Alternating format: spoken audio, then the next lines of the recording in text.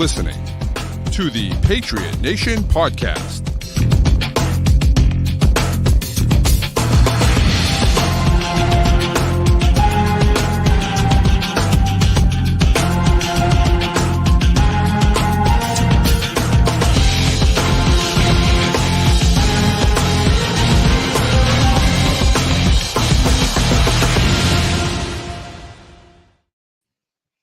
All right, welcome into another edition of the Patriot Nation Podcast. As always, it's your guy, Pat Lane, and today I am welcomed by a very special friend, my good friend Thomas Murphy, a.k.a. Murph. And Murph, my goodness, Matt was I guess maybe Matt's the one that suffered the most because he was at the game tonight. I know. Which is why you're pinch hitting tonight. But what an absolute disaster of a game tonight for the Patriots. It really was. It was a travesty from game planning to roster construction for the game, just for the game. And, it just goes to show you that when your talent level is where it is and you start having to deal with the injuries that eventually do come to every single NFL team, this team can't handle it. Because Yeah. there's just no depth. There's none. And the thing that kills me the most is guys like myself, you, our good friend Mike Debate. We've been talking and we've been talking about this ad nauseum since free agency. Yep, it's true. It's true. And look, I think one of the things, and we'll get into kind of all the issues that we have right now, but I just want to pull up Mike Larry right here. It says embrace the rebuild. And I would like to. No, I'm not. I would like to quote the late great Dennis Green, and just simply say they are who we thought they were. What they were. We talked all offseason about this team being terrible and sucking and really going to be bad, right? Really, really going to be bad, and knowing that we were going to see some really bad football, right? And to stay the course. Because we have a plan. They have a plan. Now, whether we agree with Elliott Wolf and Gerard Maye or not, they have a plan in place that they are trying to execute. You can't fix everything in one eye. You just can't do it, right? No. They didn't have any talent on the roster. Like they didn't. There's no talent on the roster. And you had to replace all that talent. They kept the talent that was there. Mm-hmm. But the guys that were here sucked. You had no wide receivers. You had no tackles. You had all these things. And so it's like you couldn't fix everything at once, right? And so they fixed what they could, knowing that they weren't going to fix everything. And so for me, I think they won week 1. Yep. And they played well. So everyone looked at it and said, oh, wait a second. They might be good. They might be fun this year. They played the Seahawks tough. They didn't play well against the Seahawks, but they played them tough. Yep. And so we thought, okay, maybe we had it. Okay, all right. Yep. You watched that game. They were almost 2-0 away. Right. They were almost 2-0. Brissett doesn't take that bad sack. Yep. Maybe that doesn't have it get blocked and whatever. So, but you start to look around and you just think they stink. This. I think that this is closer to who they really are than what we saw in the first 2 weeks. And we'll see what happens over the course of the season, but I feel like this is closer to the team that they are. I do think that they won't miss as many tackles. No, please no. But, no. That was really rough. Yeah, there had to be 100, 120 yards gained by the Jets after contact, after missed tackles. It was god awful. Yeah. I was sitting there trying not to. I have a toddler in the house right now, so I was trying to be on my best behavior. And for the folks that know me out there, like Pat, that's not very easy for me. It's not, no. During a Patriots game. I have very good friends who mute me on Twitter or whatever you want to call it now during a Patriots game. But no, the missed tackles were astounding. I can attribute some of it to the short prep week, but this is a game that they should have been kind of prepping for 2 weeks ago. I know that's really hard with the new coaching staff and everything, but the game plan today was really unconscionable. The fact that they turned away from the run so quickly really stunned me. How about you? I do wish they had stuck with the run a little bit longer. But again, now do we have a problem with Ramondre Stevenson fumbling? Yeah, Like it keeps 3 happening, weeks in a right? row. And and I don't know if the finger injury had something to do with it, right? Maybe his finger's not 100%. I don't know, but like it just can't keep happening over and over and over again. And you just like, what the hell, man? And so I didn't love that. I know. Look, they were trying to throw the ball more than they have. They Right. did make a point of emphasis that we want to push the ball down the field. But I think the other thing that we have to remember when we look at it and say, okay, the Patriots aren't that good right now. We get that. What we also have to remember is that you have a first-year head coach. Yep. You have a first-year offensive coordinator who's been an offensive coordinator, but a first-year play-calling offensive Right. coordinator. You have a first-year defensive coordinator, and you have a first-year special teams coordinator. These guys don't know what it's like to prepare at that level. You just True. don't. And so, for me, there's going to be some bumps in the road. And those coaching bumps in the road show themselves a hell of a lot more on a short week than they do on a regular week, right? Yep. You don't have a ton of time to get ready.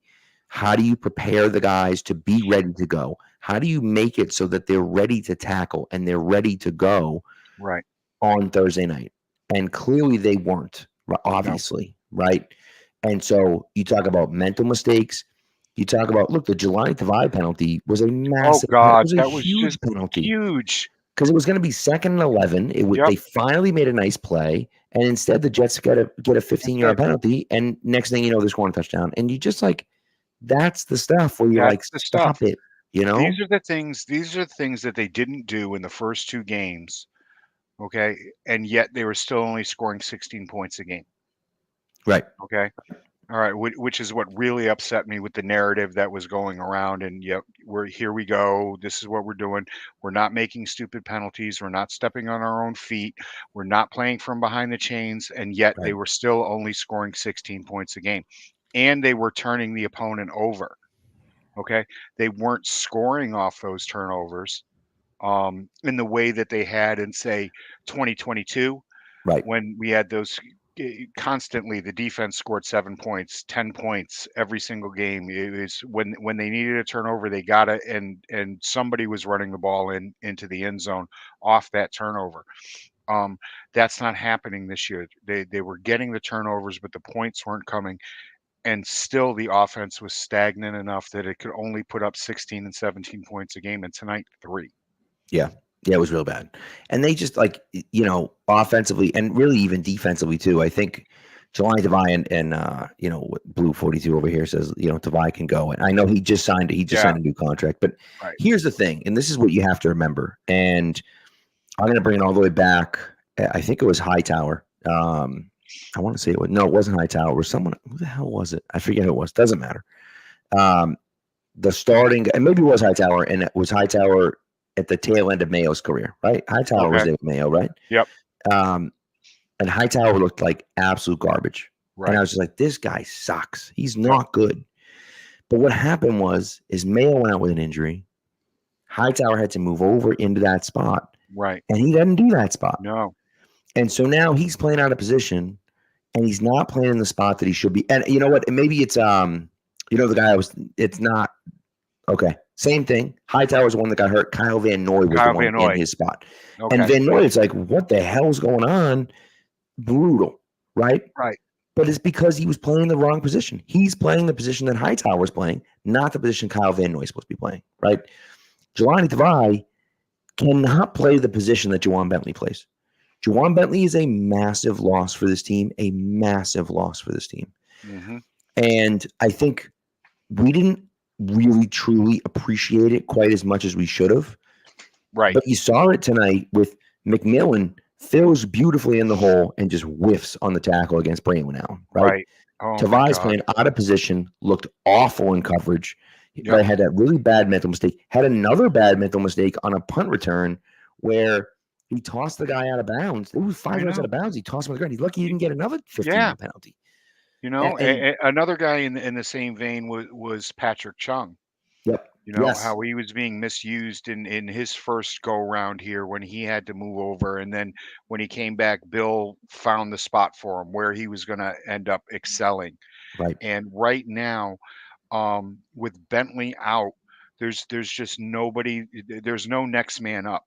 Right. Okay, at that position, we can go back and talk about as far as the coaching staff over the past 3 or 4 years, the fact that this team has not yet had a chance to build up the depth of Right. players Yep. or the depth at the coaching positions when it came to the next offensive coordinator, the next defensive coordinator. So many guys walked out the door then with Flo and then with McDaniel, Yep. and there was just no next man up. And now we're seeing that on the field. Hmm. We're really seeing that on the field where it's always been able to be next man up. And right now, there's no next man up. There's just there's moving pieces. Right. There's talented moving pieces, but they're talented at their position. Right. These guys are not talented enough to move around on the defensive side of the ball. All right. This is where the Judon trade, which in the long run, folks, is going to be fantastic, getting a third round pick for Matthew Judon, even though Wolf took the wrong pick. Yeah, I agree. He really did. And but once you lose somebody like Bentley, and then you lose uh there's Barmore. nobody there, and you lost Barmore. Yeah. There's no next guy up that's going to fill that role half as well as they do because it's somebody playing out of position. And just to flip it on the other side, when we're talking about this offensive line, and the injuries that happened this so far this year with Chooks walking out the door, Right. there's just no depth there. There's just no depth there. I actually brought up today that the Patriots should give some thought to bringing up Caleb Jones Yeah. from the practice squad, just because he's a huge. If Caleb Jones was out there last week on that field goal, there's no way anybody's getting around. That's correct. Yeah. I mean, If you that's guys true. don't know, Caleb Jones is 6'9" and weighs 385 pounds. He's a big dude. He's a big He's a dude. huge man. Yeah. He's just a very large individual, and I'm a very large individual, so I can say that and get away with it. That's true. Uh, Not quite as large as he is, though. no, not quite as large. I think that the issue for me and the offensive line, I think, is a great point to start at, right? The offensive line was terrible tonight. Yeah. Like terrible tonight. But what I will say is the offensive line isn't good to begin with. Right. Okay. Their starting left guard is hurt. Their starting left tackle is hurt. Their backup left guard got hurt tonight. Yep. Their backup left tackle got hurt tonight. So it's like these things are happening, and you're looking at it saying, they're already not good to start with. And now you're losing starters from the offensive line that isn't good. Poor so starters. It's going to be even worse. Right. And that's an issue, obviously a huge issue. And a core four walking out is something you couldn't have predicted. The issue is, and this is my biggest thing with Wolf. Look, you can't fix everything. You couldn't fix everything in one draft. You couldn't. And so you spend your first 3 picks on the 3 things you need. You need a quarterback, you need a wide receiver, you need a tackle, right? And I know you love Joe Alt, and I love Joe Alt too. Yeah. And I still wouldn't have taken Joe Alt. I would have taken Joe Alt if Drake Maye went second. I would have taken Joe Alt over Jaden Daniels. But look, before anybody starts harping on me, it's not. I do not like Drake Maye. Right. Okay. Right. I just didn't think any of these quarterbacks that went in the top 3 or the top 5 were deserving of that pick. Yeah. And I am convinced that Joe Alt is going to Canton. Yeah. I'm also an old offensive lineman who builds a offense from the inside out. And I wanted. We're backtracking too much. I wanted 2 tackles in the first two rounds of this draft, and I wanted to go get the quarterback, sign him off the street, or get him next year or the year after if you don't like anybody next year. Yeah, or roll with Jacoby, right? I mean, it's and I get it, so I do think though that what happened in free agency dictated what happened in the draft, right? Right. what I mean by that is that if Calvin Ridley signs a ridiculous contract to come here and play and be mediocre, Yep. then they're drafting a tackle in the second round. They're not or taking they're giving up more to move up back to at the end of the first round and draft a tackle, right? I think that, maybe they move up and draft Tyler Guyton or something like that. And maybe they just say, we have to get this guy. We'll give up more to get him, right? Whereas wide receiver, you felt like there's enough good wide receivers. And by the way, I've seen some good stuff from Jalen Polk. So I thought he looked okay tonight. I mean, Jacoby Brissett can't get the ball out to anyone. No, He's not accurate when he gets the ball out. It takes 3 weeks. He's missing guys that are wide open. Yeah. I don't know if it's ghosts in the machine or what's happening, but he's not even the guy that we saw in Cleveland. Right. And so, we'll see where that goes. But I just think quarterback and wide receiver are the two priorities for me. And then it's offensive line. And I didn't like the Caden Wallace pick because they were going to tackle. They were going to try to put him at left tackle, and I just thought, what are we doing? Why are we doing that? Wolf's big mistake was playing that up the whole off season. Right. Instead of saying we got ourselves a good right tackle, we'll figure out. Chooks is coming in here. We'll figure out what we're going to do. We already have some guys on here. We're bolstering with this pick. But what he did was, along with we're going to weaponize thing, is build this kid up that there's no problem moving over to left tackle. Trust me, folks. It is so hard. It is harder than teaching a catcher to play first base. It's incredibly hard. And it goes the other way too. I mean, Matt White couldn't play right tackle. Couldn't do it. Could not do it. Left tackle, couldn't play right tackle. It's just like, It's just the way our brains are wired, and then they have guys like me that sit in the middle and squat and point out coverages and snap a ball. Right. But it's a completely different hemisphere that you're working in. And right now we are seeing not the number 1 guy, not the number 2 guy, but the number 3 guy trying to do that and keep Jacoby Brissett from having a stroke before his next hit. Yeah. And listen, no matter what you say about Brissett, he was awful again tonight. He just can't. He's just not good. I mean, he's got that. You have that crossing pattern to Hooper. You can't miss it. You can't miss it. You can't miss that throw. When those opportunities come so few and far between with what you have to hit them when they're there, and he didn't. It just didn't. He was wide open. Earlier in the evening, he missed Polk wide open on the left-hand side. What do you have against the left-hand side, though? Okay, because balls just aren't going there. He's not looking there. Everything is to the right. If you've noticed, at least 70% of the offensive plays are going right. So that's still predictable. And that goes on Alex Van Pelt. Yep. Okay, to give him more first reads to the left-hand side, because everything is to the middle and to the right. And it's driving me batshit crazy. I'm sorry. Yeah. It's okay. You're all right. You're okay. No toddlers in here, so we're all right. No, okay. We'll just keep it PG-13 rating. It will be, you know what I mean?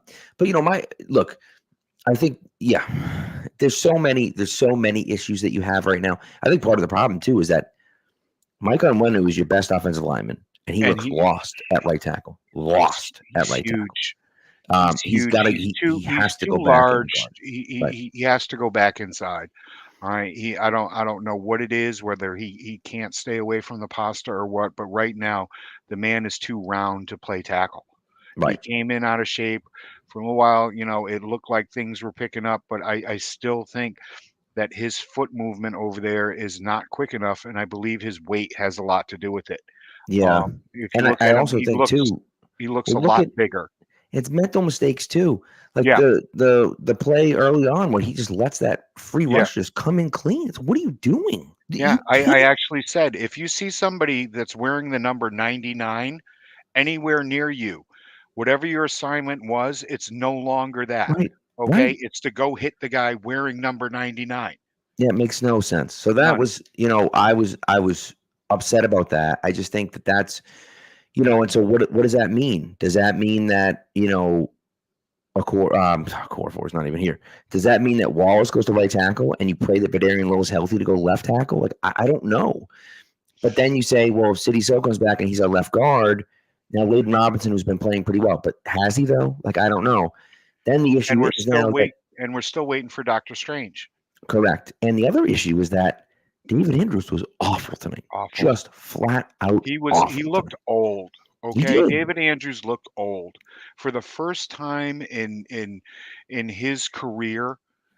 This man looks older than his age. Yeah. And I think the beatings that he's taken over the last 2 years in covering for the guys that are on either side of him, because he does a lot of that, folks. He has for a very long time now.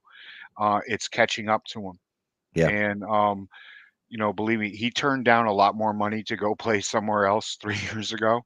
And I don't know if he's going home and sitting in his hot tub and wondering whether or not he made a mistake. Yep. Because he got old quick. Yeah, well, it was rough. So, all right, let's take a quick break. We're gonna do a quick ad read, and then we'll come back. There are a few positives, so we'll talk about some positives, and then we'll go from there. So, first ad is about Prize Picks. It's America's #1 daily fantasy sports app with over 5 million active members. It's the easiest and most exciting way to play daily fantasy sports. Unlike other apps, on Prize Picks, it's just you against the numbers. All you do is pick more or less on 2 to 6 player stat projections and watch the winnings roll in. Now, in September, one Caleb Williams passing yard gets you 1 win on Prize Picks every week. So that means 1 passing yard gets you 1 win. You need 2 wins to cash in. I mean, you can't beat that. Also, you can win up to 100 times your money on Prize Picks with as little as 4 correct picks. Now, hopefully you weren't tailing me this week. I told you not to. It's your fault if you did, okay? But I did tell you not to. I had, unfortunately, I did Caleb Williams because you have to pick Caleb Williams with everything you do because it would be silly not to. I also had more than 1.5 field goals made by Joey Sly. Thank you, Jacoby Brissett, for ruining that one for me by taking that sack. And then I have J.K. Dobbins for more than 52.5 rushing yards. So maybe you can get the Caleb and the J.K. Dobbins one. You could do that one instead. Those 2 should hit, so we'll see what happens. But what you're going to do is download the Prize Picks app today. You're going to use the promo code CLNS and get $50 instantly when you play $5. That's the code CLNS on Prize Picks to get $50 instantly when you play $5. You don't even need to win. You receive the $50 as a bonus guaranteed. Prize Picks, run your game. Okay. Positive things. Here's a positive for you. Christian Gonzalez is the real deal. Yeah. He's the real deal. He is. He's a good player. He was locked down. Yep. Just shut down Garrett Wilson. I'll tell you, he gave up his first career touchdown in man coverage. Yep. That pass that by was Rodgers was unbelievable. It was unbelievable. It he really played was. As well as he could. I don't know a cornerback in the history of this team, and there have been some really great cornerbacks in the history of this team that could have had that covered any better. Yeah. There's just there's nothing you could do about it, right? No. I mean, it's like he was there, he jumped it, he was there, and Rodgers made the perfect pass. It's just like, what are you gonna do? Sometimes that happens. And so, that's the way it goes, unfortunately. But he, for the most part, locked down Garrett Wilson. I mean, you look at Garrett Wilson's stats for the game, and you think like, oh well, if that's all Garrett Wilson had, then like the Patriots did well. Bad, right? He had what? He had hold on, I'll tell you right now. He had 5 catches for 33 yards and the touchdown. But like that's it. That's it. And that's because Gonzo followed him pretty much everywhere he went on every play. Right. They tried to scheme it up, and they were getting him in motion, and a couple of times, most of the success that he had came off of Duggar. Right. When they got him matched up on Duggar. Yeah. And everything that he had on Gonzalez, unless I'm seeing it wrong, trust me, guys, this isn't my forte. I write columns and I do, I do stuff like that. But I haven't gone back and watched the game a second time, and but it looked to me like he was abusing Duggar. Whenever Gonzalez was on him, it was basically nil, with the exception of that touchdown, which, as Pat said, was the perfect throw, the perfect play call, and the perfect throw. So the other thing I wanted to mention, and a few people have mentioned it here, and so I'm not sure exactly who. I'm not gonna pull anyone up necessarily, but playing Drake Maye at the end of the game. How do you feel about that? Because I know how I feel about it. By the way, you can't tell someone to watch the tape of a game you just watched. You weren't there. You haven't watched the tape. Don't tell me to watch the tape on Christian Gonzalez. Like, what are you talking about? You haven't even watched the tape. You haven't when watched the tape comes out, you'll see that I know what I'm talking about, and you have no idea what the hell you're talking about. It's fine. Right. But don't tell me to watch the tape. You haven't watched the tape either. What are we even talking about? So anyway, and I'm sorry. I just like that stuff drives me crazy. Right. So, all right. What do you, again, I know how I feel about it. How do you feel about Drake Maye going in for that final series? I didn't have a problem with it. It was a time to ease him in, get a couple of snaps under. What I was worried about was that that Mayo was going to panic, that Drake Maye was going to come out and start the second half and try to spark something and get a single win against the Jets in this season, which is, I don't want to call it a lost season, but a building season. I've come to grips with that. And that would have upset me. It was, Van Pelt mitigated the danger that this kid could have been in, dropping back too much, sitting in shotgun, and maybe getting hurt. I'm not worried about his mental makeup, which is what a lot of people have worried about going back to his initial good days in camp. I don't want to screw up his mental makeup. Let's not put him in. I'm not worried about that. Yeah. This is the youngest of 4 brothers. This kid has had his ass kicked his entire life. Right. His entire life. And he's the smallest of the 4 everything brothers, he does. At everything he does. Yeah. From checkers to basketball to swimming to tennis to playing football. He was the one that came in bruised and bloodied and still popped back up. The only thing that I've ever had to say about that was the fact that he decided to stay at home instead of going away to school. Yeah. And that probably hindered his development more than anything. Yeah. But no, that's not what I was worried about. And I was impressed that Van Pelt put him in there, allowed him to throw the ball, but still did it in a way where he wasn't going to get killed, even though he did get taken down a couple of times. Yeah. And look, I think you've got to take those first hits. Yes, I agree. And my personal feeling about it is that I have no issue with it. I thought it was the right move. Yep. Put him in there and just get him some work.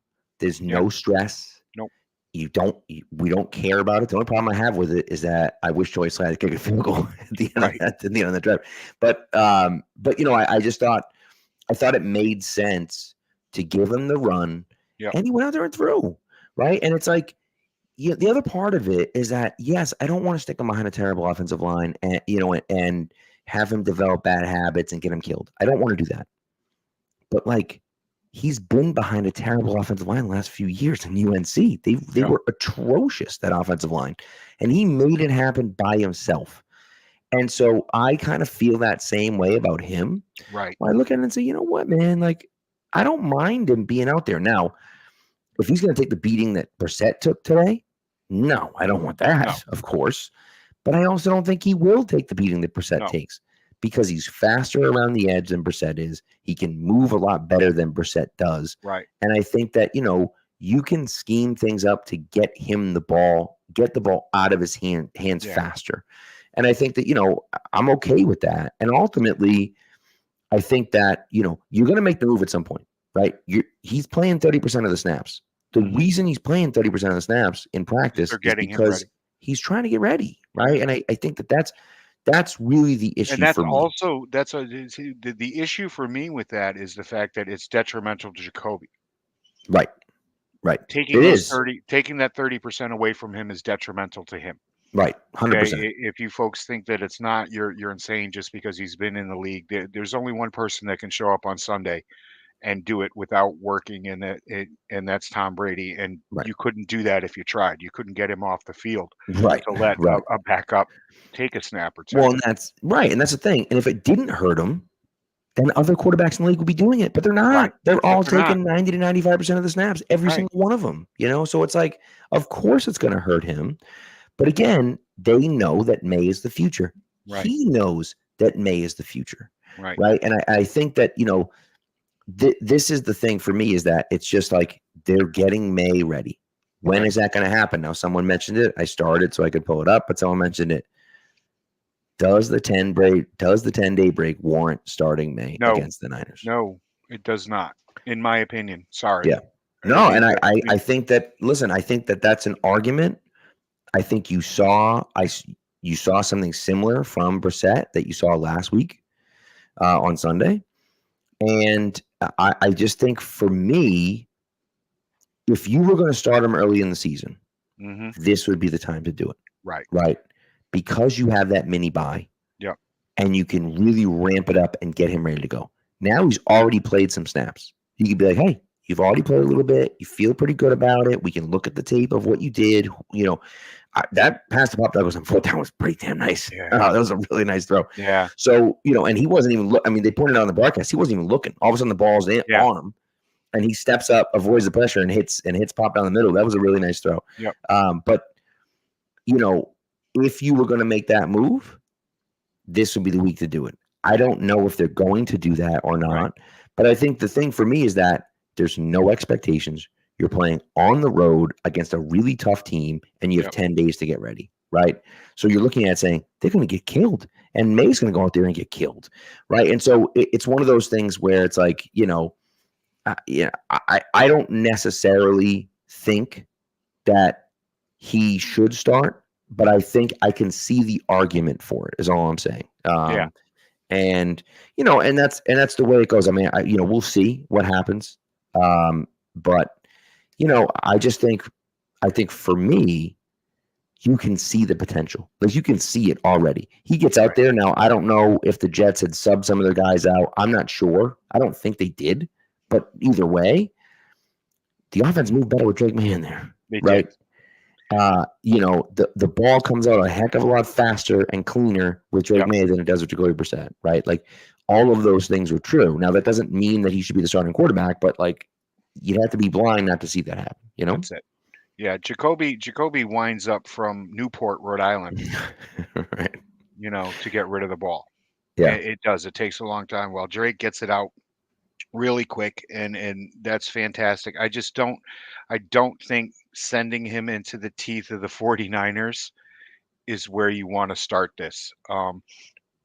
I'm more at the beginning of the year, I didn't want to see Drake Maye until after the bye week.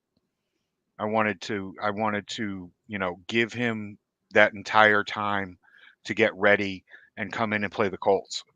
Yeah. And I thought that was a nice soft landing spot for him against the Colts, or the before the bye week, and then have an entire week to digest that. Right. What had just happened to him.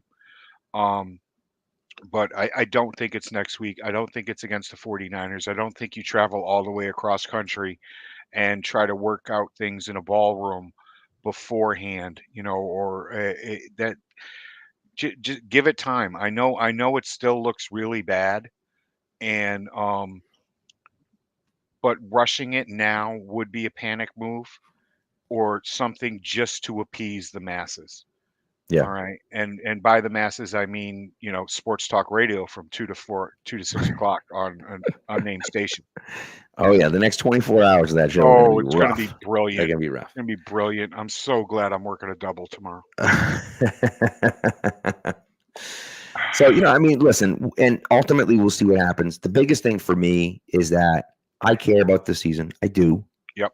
But I care way more about Drake Maye than I do about this season. And so if they determine the right thing for Drake Maye is for him to play starting sooner rather than later, fine. That's okay. And I'm okay with that. And I'll trust them because I have to, because they're the guys running the show, right? Now, maybe they're wrong. And, then we can talk about that as we get there. But, I have to trust in them if that's what they believe. If they believe he's not ready and we're going to wait until week 14, week 15, week whatever it is, right? Fine. And I'm okay with that too. You know what I mean? And so it's just going to come down to, is he ready or not? And no one's ready, right? I made this analogy on the show on Tuesday night. Like, it's like having a kid. No one's ready for a kid. Yeah. Never. No one is. No matter who you are, at some point you just got to do it, right? But you can be more ready than others, right? There are people that are ready. Yep. maybe not. They don't know what there they're are getting people into. that you can lean on when that kid Right. is coming or after that kid has come. Exactly. Right. Friends Right. and family, they give this kid a chance to lean on a few people, Yeah. before he brings that little bundle home for all of 100%. us. Yeah. Yeah. And I just think all I want to see is the young kids playing better. Mhm. Now, I thought Keon White played okay tonight. Yeah. He's still not Rodgers, no, wait. Rodgers looked. He's still not stopping the run. You're right about that. Yep. You're Okay, right. that I screamed all week long when everybody is pumping his tires and everything, and I like Keon White. I love the draft pick. I love when Bill made it. Yes, he's a fantastic freak athlete, but he's Yep. still not stopping the run. He hasn't been able to kick inside and do that. He hasn't been able to set an edge, and that really showed tonight. Okay, Yeah. because what you folks were watching tonight that the Jets were running is the way that you want this Patriots offense to run. They Yes. basically it's almost the same offense. Yeah. There are a few different little tweaks here and there, but these guys grew up the same way, and these offensive coordinators, and they call the same plays. And what you saw on the Jet side of the ball was an offensive line that is physically, mentally, and stylistically capable of doing this. These are the guys that Bill started drafting when he drafted Cole Strange a few years ago, and everybody was saying, "What the hell are you doing?" Well, Right. Cole Strange can run this system, Right. Right. and that's what the Jets have across their offensive line, and it's part of the reason why um, an old man like Aaron Rodgers looks as good as he does rolling out because these guys are out there in front of him. Yep. I agree. I agree with you on that. So, all right, let's take another quick ad break. We got about 10 minutes left or so. We got to get out of here so the other show can get on. So let's do a quick ad break and then we'll go from there. This ad break is about Game Time, of course. Now, Game Time is CONS's official ticketing partner. All right, and it's a great app. Matter of fact, Matt was at the game tonight after using Game Time. So you have to go out there and use Game Time. Now, it has a new feature called Game Time Picks that makes getting tickets to see your favorite teams play live even easier. It filters out the fluff to show you only incredible deals on great seats so you don't have to waste time searching through thousands of tickets. Now, my favorite thing is the all-in pricing. The all-in pricing gives you all the fees and everything up front, so you know what you're actually paying for the ticket. You're not clicking on the ticket at one price and then, oh, by the way, it's actually $80 more than you thought it was. So I like that a lot. The all-in pricing for me is my favorite part of it. You also get really nice seat views, and they have a lowest price guarantee. If you buy a seat through Game Time and you find it somewhere else, they will credit you 110% of the difference. You can't really beat that. So what you're going to do is you're going to take the guesswork out of buying tickets at Game Time. You're going to download the Game Time app, create an account, and use the code CLNS for $20 off your first purchase. Terms apply. Again, create an account and redeem the code CLNS for $20 off. Download Game Time today. What time is it? Game Time. Game Time. All right. There was one thing that, hold on, someone pointed something out, and I wanted to say it. Yes. Was it Burley Sullivan? Positives. Here it is. Bryce Behringer is a weapon. Yes. A weapon. He's incredible. Kickers count. Yes. He's fantastic. And so we have that going for us, at least. The Bryce Behringer is good. And Joe Slide looked good tonight, too. He's been a good, we have an actual kicker, which is nice. Yep. If we could just get him into field goal range, Jacoby Brissett is addicted to taking sacks. Like, Joey's fly field goal range. I know. Now. Yeah, I mean, really, And so, but Behringer is just, he's incredible. You see it, he did it again tonight, and you're just like watching him like, this guy he's unbelievable. And so every week I write in my keys to the game to flip the field. It's one of my weeklies, and I might have to take it out because it's automatic. Right. It's right. Really it really is. I mean, you just kind of feel like if he's back there, you're getting a 50, 60-yard punt, and you're pinning them deep inside the 20-yard line, right? Somebody go ask Alex Barth what the hang time is. Right. Well, that's it, man. He's get the stopwatch in there, So, but listen, I think ultimately you look at big picture here, and I think the big picture for me again is I want my young guys. This year is about young guys developing. That's what it is this year, right? Now, Clayton Robinson has looked okay at right guard, I'm sorry. Right. He hasn't looked great in pass protection at right No. guard. And I just, the Mike Onwenu situation for me is concerning. It really because he was really good last year. He's been very good. He's clearly not a right tackle. He's not comfortable playing right tackle. And that's frustrating for me. It's like, get him out of there and put him at right guard. Now, does that mean you got to move some things around and maybe your best starting five isn't out there? Maybe. But that's if it's your best 3/5 of an offensive line, that's what you really have to do. Right. Because tonight showed me more than anything that up the middle and Ramondre is the way to go. And then everything else is they're gonna have to incorporate everything else that we've been yelling for to get the ball downfield. Excellent route run there by the Slim Reaper to get that penalty call tonight, by the way. Yep. It is the year of the Slim Reaper.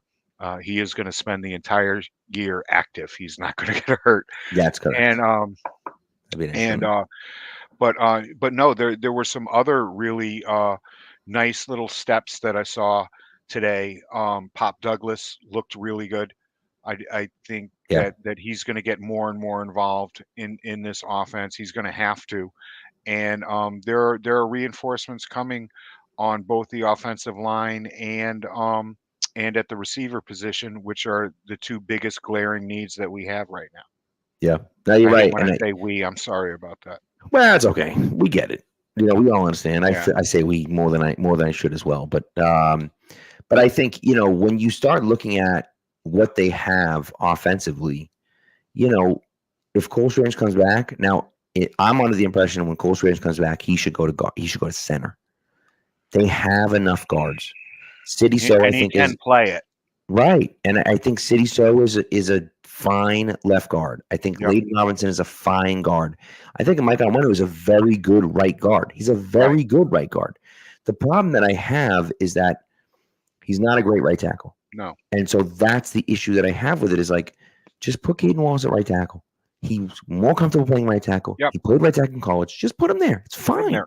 Okorafor's gone. Like with gone. with Onwenu kicked inside, it's only going to help him. Right. And he has to progress. I said tonight, and I said during the draft, I was very upset at Wolf that he ended up getting the last guy in each run. Yeah. Okay. And he was probably the best right tackle to be had there. Yeah. With what they want to do here. But saying that you could just flip him over was ridiculous. It was as ridiculous as saying, you could move Chooks over here. They weren't even Band-Aids. They weren't. Yeah. They were the little round Band-Aids that pop off in 3 seconds. But no, I like what Pop did tonight. I like that they at least got one shot down the field. To Tyquan Thornton, and I wish that they had come in with a better game plan rolling up here. I know all these guys are new at what they're doing, but this is supposed to be a collective, and they should have come up with something better than what we witnessed tonight. Yeah. They should have rode Ramondre a little harder, a little more. They should have gotten why I made a complete loss for names. They should have Gibson should have gotten a lot more work.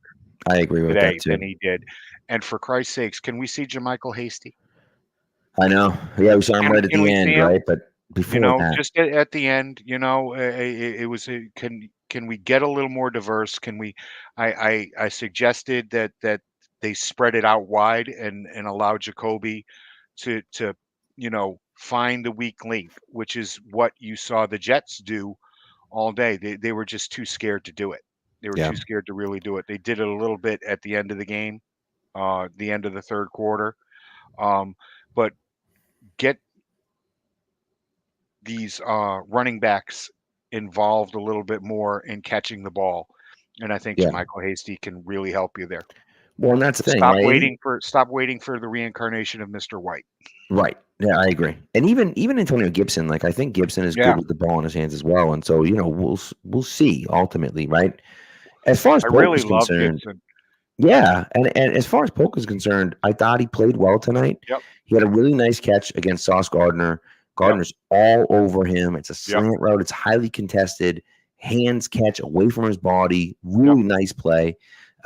Not super flashy, but that's a difficult play to make. He's played better than I thought he would. Yeah.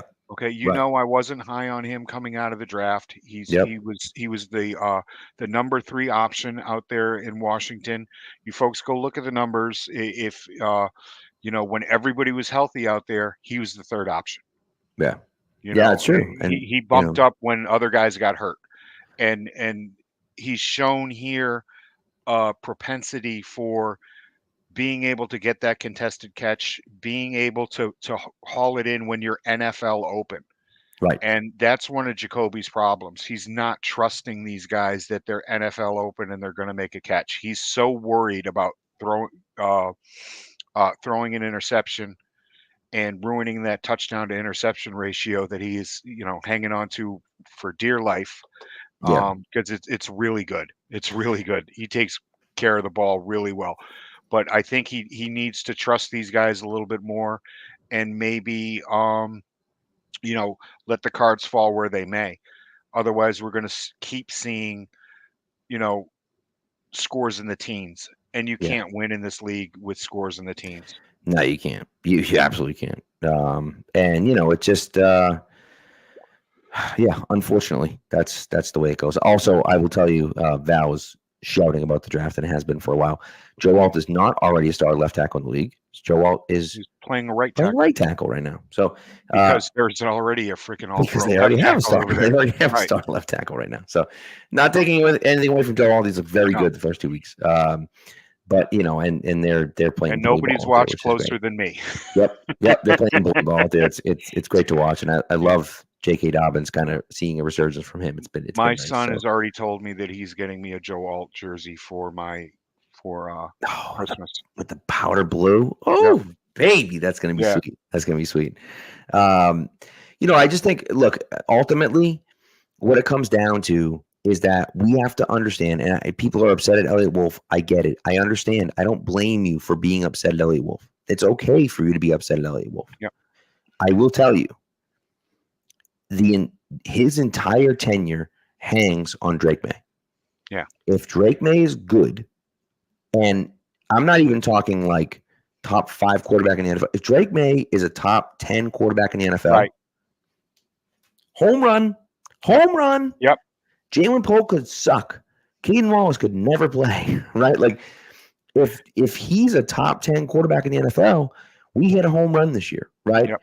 I think Jalen Polk is going to be better than what people are looking at. Now, again, Jalen Polk, I don't think he's ever going to be like a true number 1 wide receiver. No, he's but not. if he's a number 2, number 3 wide receiver, those are valuable guys to have, reliable receivers or guys that you need.